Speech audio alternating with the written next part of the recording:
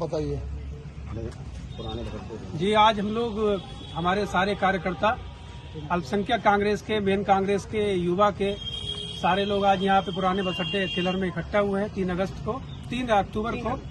और हम लोग जो नगर में जन समस्याएं हैं, लोगों की समस्याएं हैं, उससे संबंधित एक ज्ञापन एसडीएम महोदय को देने जा रहे हैं, जिसमें मैंने इसमें कुछ पॉइंट, हम लोगों ने पूरी कमेटी ने कुछ पॉइंट रखे हैं। एक तो नगर में आधार कार्ड की समस्या, आधार कार्ड की मशीनें खराब पड़ी हैं, उसके लिए अगर आप कहीं पे जाते हो तो लूट मची हुई है। कोई 300 रुपए ले रहा, कोई 500 रुपए। अगर आपके पास पैसा नहीं है तो आपको एक साल 6 महीने तक का अपॉइंटमेंट मिल रहा है। इसकी समस्या का भी समाधान होना चाहिए। और जितने भी आपके पोस्ट ऑफिस हैं आसपास, इन सारी जगह समस्याओं का समाधान होने के लिए मशीनें आधार कार्ड की लगना चाहिए, ताकि जनमानस को किसी तरीके की परेशानी ना हो। अगर कहीं वो जा रहा है तो उसे 15 दिन का समय दिया जाता है, वो अपॉइंटमेंट दिया जा रहा है 1 साल का, तो कैसे समाधान होगा।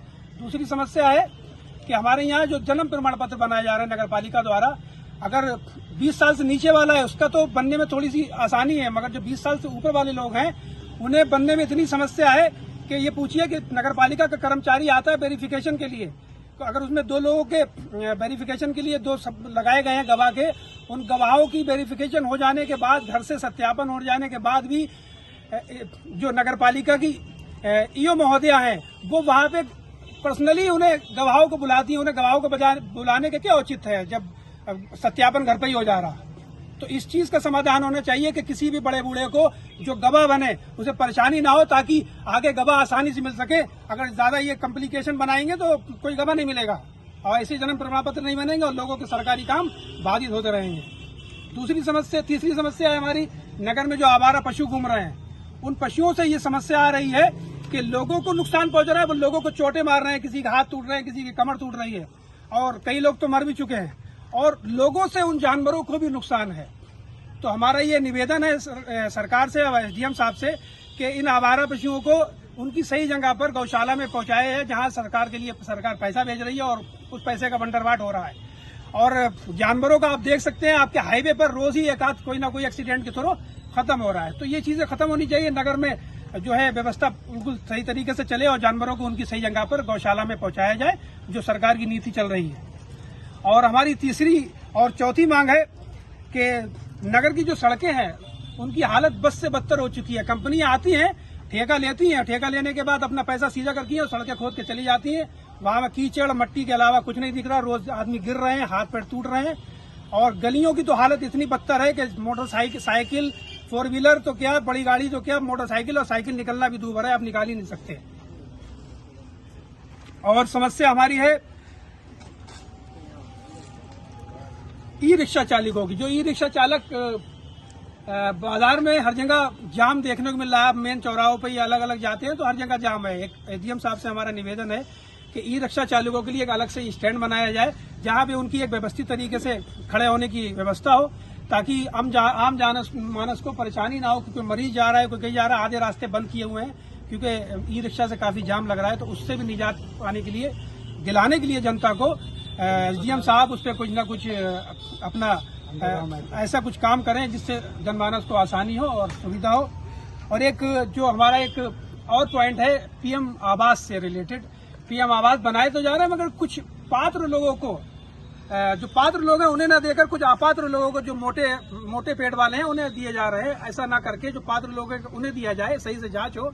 और जो पैसा रुका हुआ है लोगों का, वो पैसा उनके सही समय पर पहुंचे, ताकि उनके मकान पूर्ण हो सके और बन सके, ताकि उनकी जिंदगी सुलभ और अच्छे तरीके से चल सके। क्योंकि उनकी छतें खुली हुई हैं, पैसा पूरी तरीके से नहीं आ पा रहा। किस मामले में दोहरा दोस्तों, मतलब यही से कि पीएम आवास से रिलेटेड ये मैंने बात की है। दोबारा बोलो। पीएम आवास से रिलेटेड मैंने जो बात की है कि आवंटित लोगों को, जो भी आवंटित किए जा रहे हैं पीएम आवास, वो पात्र लोगों को ही दिए जाए। अपात्र लोगों को, मोटे पैसे वालों को, मोटे पेट भरे लोगों वालों को ना दिए जाए। और इस पर जांच हो, क्योंकि आजकल देखने में आ रहा है कि पात्र लोगों को तो 20% मिल रहा है, अपात्र लोगों को 80% आवास मिल रहे हैं, और जो किराए पर उठा रहे हैं उन्हें। ऐसा नहीं होना चाहिए। जो गवर्नमेंट और जो पैसा गवर्नमेंट ने रोक रखा है या किसी कारणवश रुका हुआ है, वो पैसा लोगों के अकाउंट में जाए, और ताकि उनके आवास जो रुके हुए हैं वो पूर्ण हो सके। एक और नगर से संबंधित, जो नगर में हमारे आजकल देखने में आ रहा कि आपसी मतभेद चल रहा है, राजनीति उस पर बहुत तगड़ी हो रही है, वो मतभेद खत्म होना चाहिए, ताकि जो विकास है तिलर का वो रुका हुआ है। आपसी मतभेद के कारण जो भी मतभेद हो उनके, वो मतभेद कहाँ, मतलब क्या मतभेद? वो आपसी मतभेद सभासदों में चल रहे हैं जी। नगर पालिका सदन के आपसी मतभेद नगर पालिका सदन के जो आपसी मतभेद चल रहे हैं, उन्हें एसडीएम साहब से मेरा हाथ जोड़ के निवेदन, हमारी टीम की तरफ से पूरा निवेदन है कि उन मतभेदों को खत्म कराने में कृपा करें, ताकि नगर का विकास जो रुका हुआ है वो रुक सके। आप देख सकते हो चारों तरफ मोहल्लों में गंदगी फैली हुई है, कोई कूड़ा उठाने वाला नहीं है, कोई सफाई कराने वाला नहीं। कई सोशल मीडिया में वीडियो और उसके फोटो वायरल होते हैं। तो इन चीजों के ऊपर हमारा एसडीएम महोदय से निवेदन है कि जितने भी पॉइंट हम लोगों ने, हमारी कमेटी ने, हमारे सारे लोगों ने रखे हैं, उस पर एसडीएम साहब शीघ्र से शीघ्र उस पर निवारण करने की कृपा करेंगे। और नगर में जो बीमारियां फैल रही हैं, उस मच्छरों से रिलेटेड, और जो दवा की मशीन निकलती है उसमें मिट्टी तेल ना डाला जाए कृपया, या उसमें डीजल ना डाला जाए, उसमें जो एक्चुअल दवा पड़नी चाहिए, जो बीमारी को खत्म पड़े धुएं वाली मशीन में, वही दवा डाली जाए। इसके अलावा कोई दवा डाली जाए, क्योंकि मिट्टी तेल और डीजल डाल के पैसे बचाए जा रहे हैं, अब धुआं बस छोड़ा जा रहा है, उससे कोई फायदा नहीं है, लोगों का दम घुटता है। उसमें जो दवा पड़नी चाहिए वही पड़े उस मशीन के अंदर।